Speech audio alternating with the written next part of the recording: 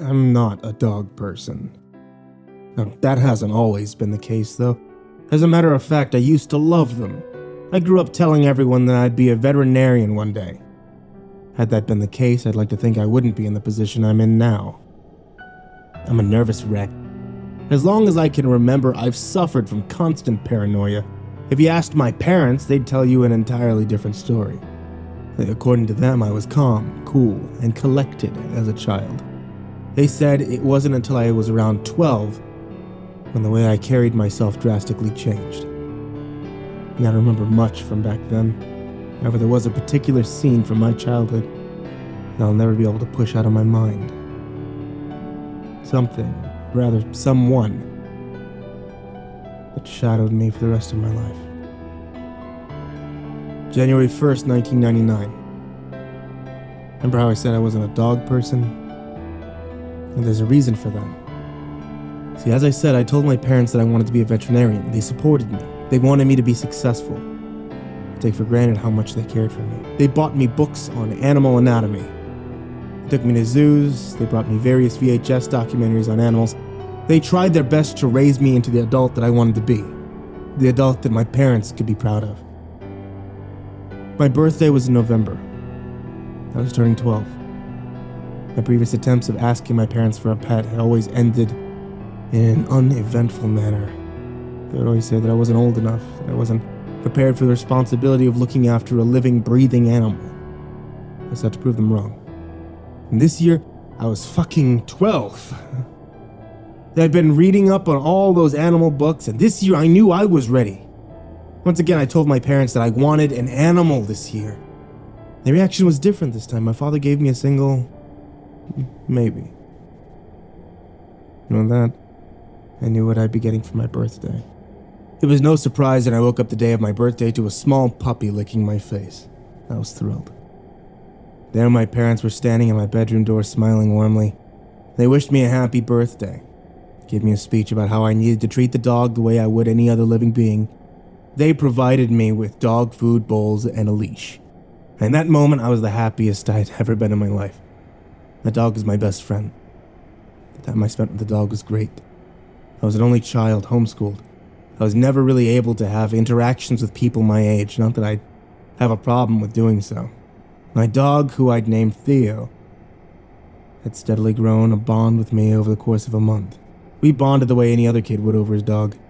We went on walks, we played together, I bathed him, fed him, and overall tried to raise him the best I could, as my parents had done for me. Needless to say, my parents were impressed. Their opinion of me, however, soon changed. It was January 1st, the beginning of a new year, and a new beginning for me.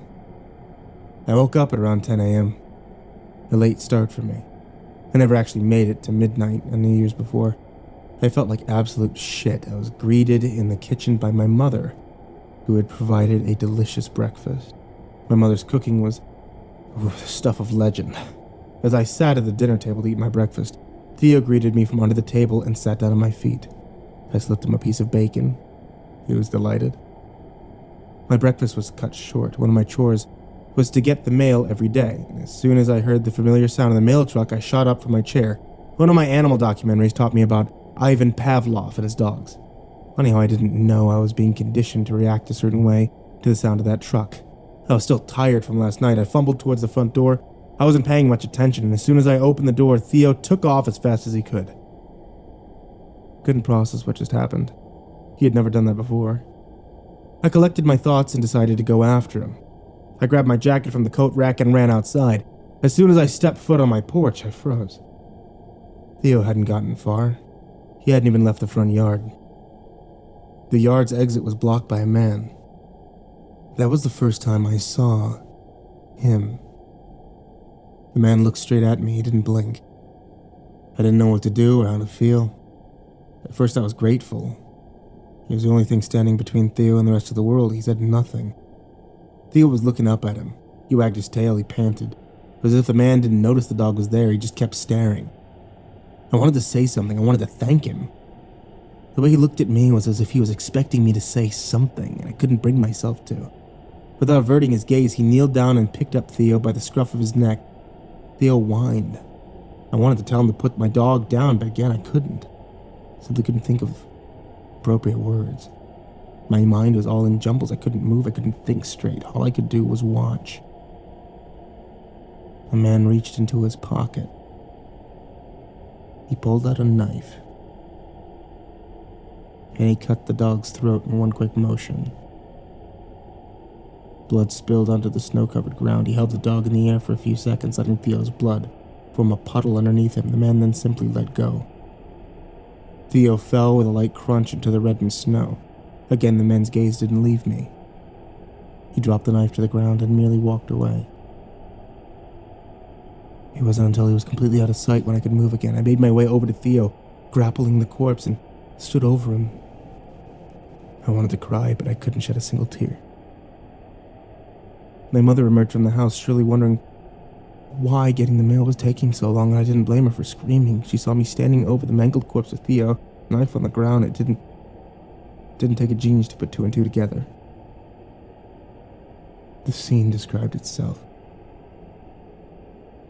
In the following months, my parents had forced me into seeing a psychiatrist. When asked why I killed Theo, I tried to tell him that it wasn't me. I tried my best to tell him about the man. To tell him. I could tell he wasn't buying it. "All right," said the therapist with a smug tone. "Tell me what this man looked like." That's when I realized I couldn't describe him. Not that I didn't remember his face, it's just, he was so generic. I wouldn't be able to describe him without describing millions of other people in the world. His face was forgettable. I know I stared at the man for a good 5 minutes. One would assume I'd be able to remember the face of a man who killed my dog without breaking eye contact with me. It was like I knew what he looked like, but my brain couldn't translate his appearance into words. I didn't answer the therapist's questions. I simply slumped in my chair. Throughout my entire life, the man has popped up in multiple occasions. I may go further into detail in the future, but all I can say for now is that he definitely exists. It may seem crazy, but I know what I saw that day. I always see him, whether he's among a crowd while watching the news or in my dreams. He's real. And he's always watching.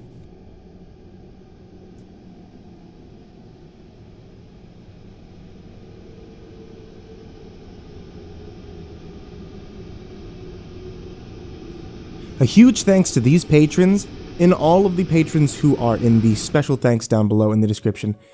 Because YouTube has decided that horror is no longer ad-friendly, it's become a little bit more difficult for me to make these videos for all of you, but I'm not going to let that stop me. Thanks to these patrons, I'm still able to keep making YouTube videos and turning horror stories into horror audios for all of you. If you'd like to join them, just click the link that's going to be coming up in just a second, or check out patreon.com/MrCreepyPasta. Thanks so much, guys.